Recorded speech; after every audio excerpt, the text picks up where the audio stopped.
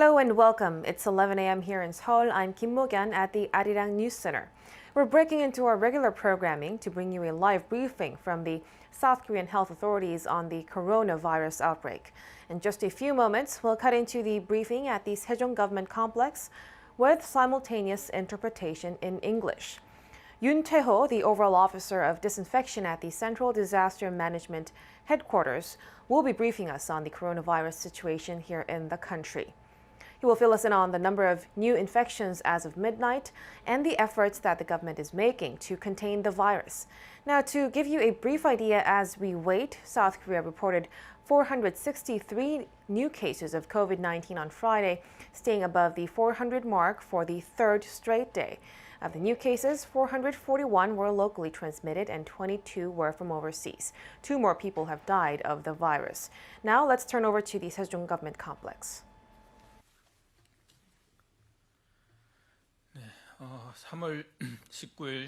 Let us now begin our regular briefing for March 19th, Friday. As of today midnight, we have a total of 441 new local infections and 22 new imported cases. Currently, we have 101 patients with critical or severe conditions, and we had 2 additional fatalities. I extend my deepest condolences to the deceased and the members of the bereaved families. First of all, here are some updates on our quarantine response. Yesterday, we carried out a total of 81,700 tests on a daily basis yesterday. And at the makeshift testing centers, we carried out about 37,000 tests. And also for the update on medical response capacity, here are some details. As for the intensive care beds, we have 613 beds available for the patients. And we also have hospital beds for patients with mild or moderate symptoms. And we also have about 10,000 hospital beds available for them. And there are 0 patients who are awaiting to be hospitalized. And also, we have administered the COVID-19 vaccinations to about 660,000 people, and this is about 85%, over 85% of our target group. And looking at the inoculation cases, we also carried about, we see that 1.4% of them had shown adverse reactions, and they include muscle pain, headache, and light fever. And as for these adverse responses, aside from them, we also had a monitoring of about 18,000 cases analysis, and 13% of them said that they had some discomfort. And they said that most of these cases included muscle pain, headache, light fever, as well as pain in the inoculated area. And as for the whole body pain and some symptoms that are present after inoculation, please note that these are some responses of immunity development, and they will disappear after a short period of time.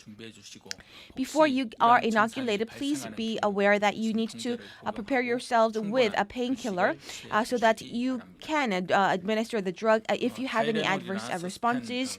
And they include Tylenol or Suspend as well. And as for a normal adult, it is also advised to administer about 2 capsules of a 50 milliliter drug on a daily basis for about 3 times a day. And even after 2 or 3 days since the inoculation, if you have continued a fever or muscle pain, making it difficult for you to sustain your daily routine, we ask you to visit a doctor as soon as possible.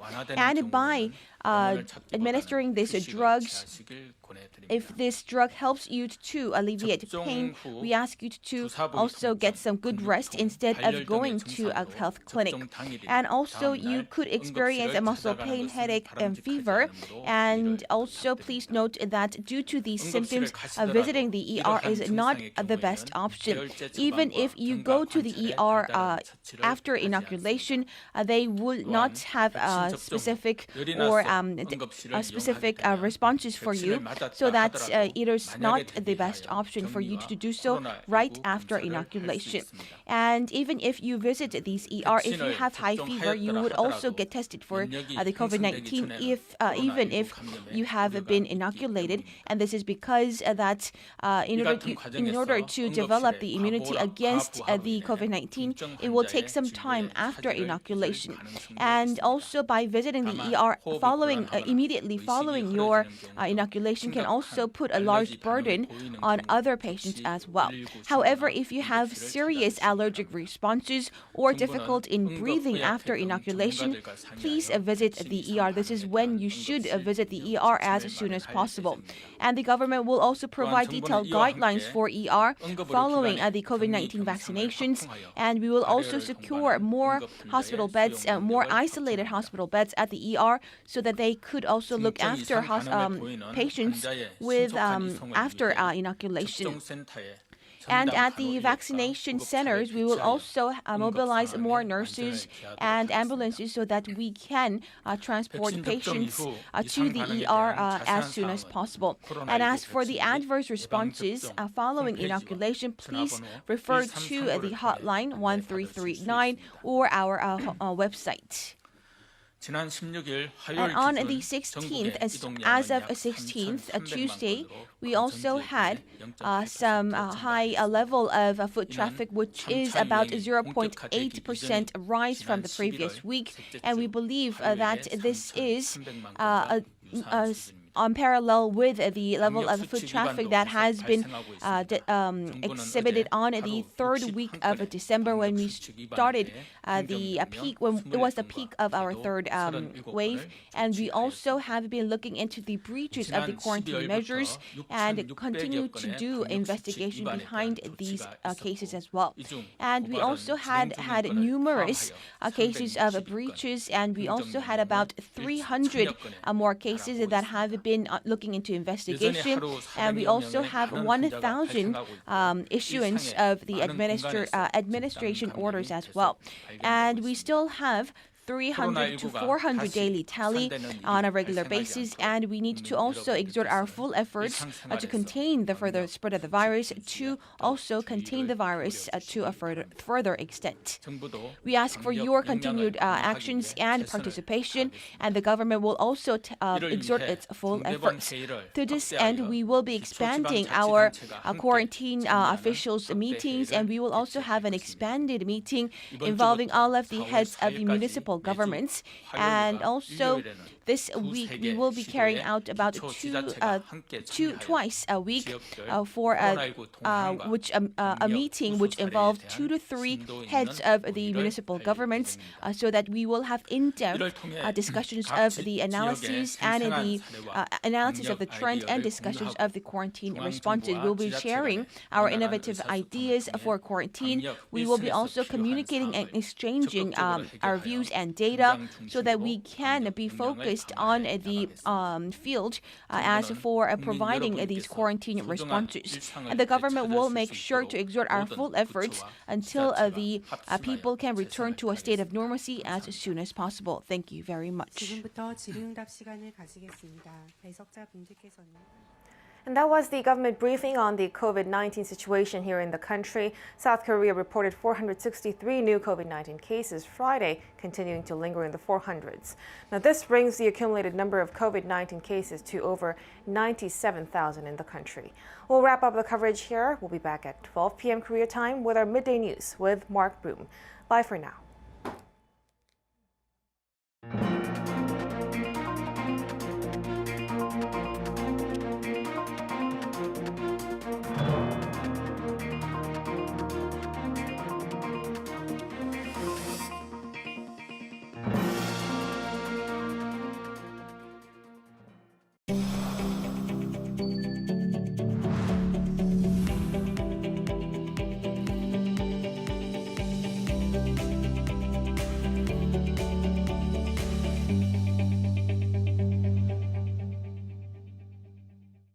We use plastic bags on a daily basis.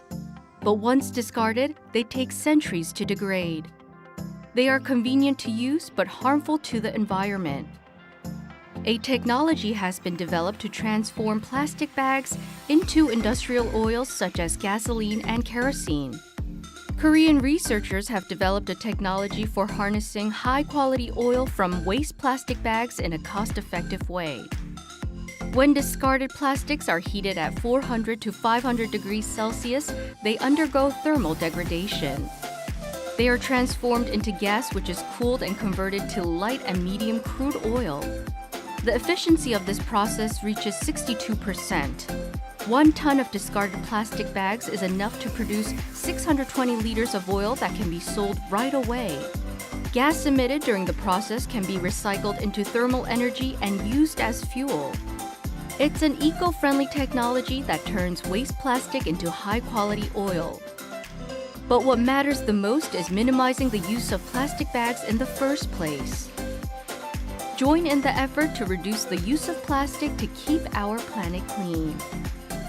Let's make our skies blue and land green for all of us.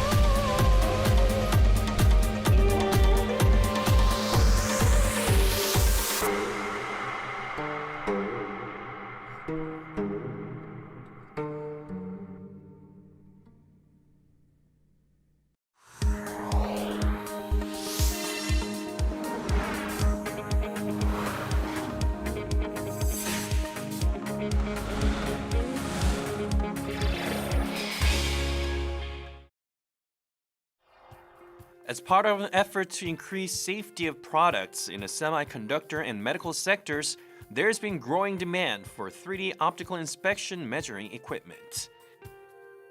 We look into MGen, a developer of the equipment for 3D metrology and inspection, which has overcome the limitations of the existing devices and can measure the depth of the variety of laminated materials.